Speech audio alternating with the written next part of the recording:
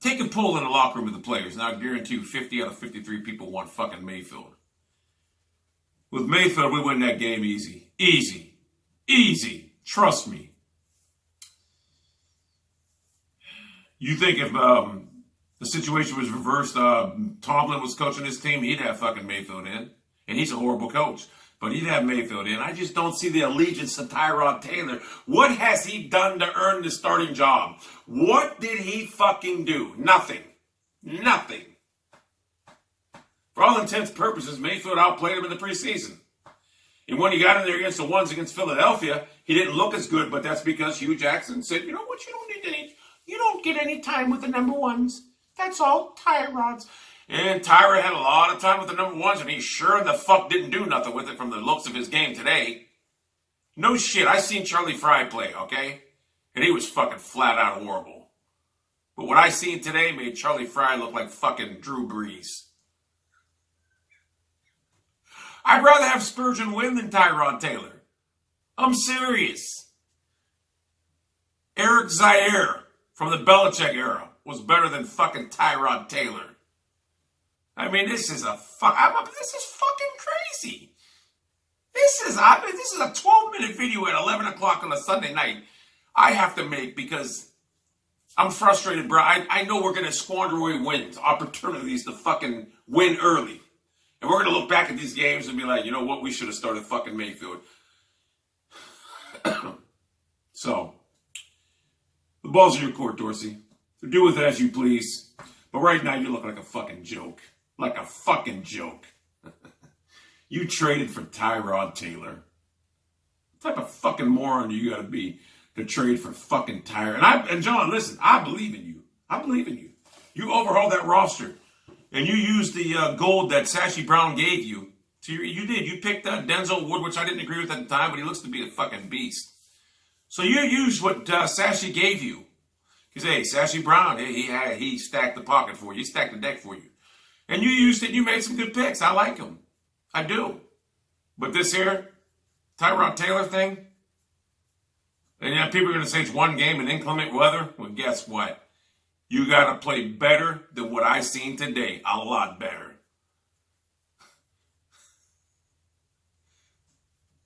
So in other words, I'm a better talent evaluator than you, John. Because I recognize that Tyrod Taylor sucks.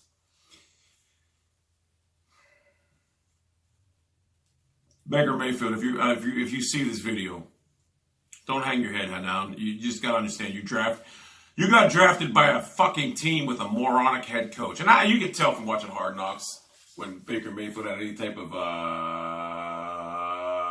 talking time with Hugh Jackson. You could tell the way he looked at Hugh Jackson, he's thinking to himself, what a fucking moron. What? He goes, he's probably thinking his high school coach got more fucking football knowledge than this guy. Because I mean, if Hugh Jackson goes, what time do you get up in the morning? And Baker's like, I was late. He goes, you see what time I get up? You got a little, when you gonna get your routine? Can't even understand him. Can't even understand. He mumbles. He mumbles. He mumbles. Call him the mumbler. You gonna get up? You gonna do your routine right now? Remember, you get the fuck out of here. Todd Haley, if you're out there watching this video, you should be the head coach. I believe you came to Cleveland with the intention of being the head coach if Hugh Jackson struggled. But my thing is, why wait for the inevitable? Hugh Jackson can't coach to save his life. So why not fire him now after the first week? I mean, we gave him a chance. I mean, the deck was stacked in Hugh's favor. It was stacked in his favor, and he shit the bed. He shit the bed. He shit the fucking bed. So, Todd, I know you'll be the head coach soon. I know it's hard to call plays when your quarterback can't throw the ball.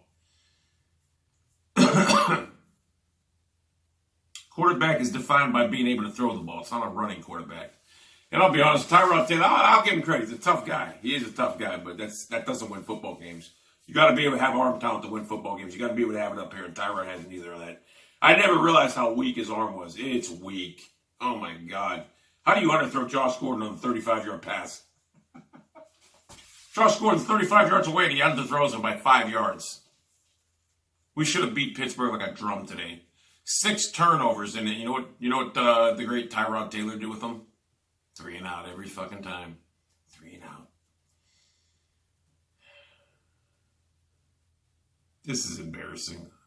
I know more than the coaching staff and the general manager of the Cleveland Browns right now. And I'm not the only one. Everybody knows this. And hey, listen, I'm not. If Tyrod Taylor played great, I would. Listen, in a perfect world, Mayfield would never see the field this year. Tyrod would be throwing like fucking. With the talent he has around him, he should be throwing for 350 every fucking game. Every fucking game. That being said, the offensive line definitely has to get better. Once again, whose fault is that? The coaching staff and John Dorsey. Should have brought in more offensive line. I don't know. I mean, you named the starting left tackle, a day before the game? I mean, I don't get it. I do believe that Harrison has talent. I do believe it. I think he'll be all right. When you get routine, you like your boy 5. You get routine like your boy 5. So anyway,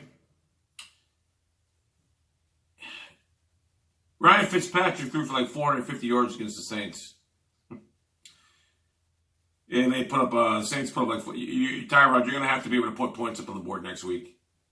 And if it's halftime and we see the same Tyrod we've seen today, I would bench him now, but I know he's not going to.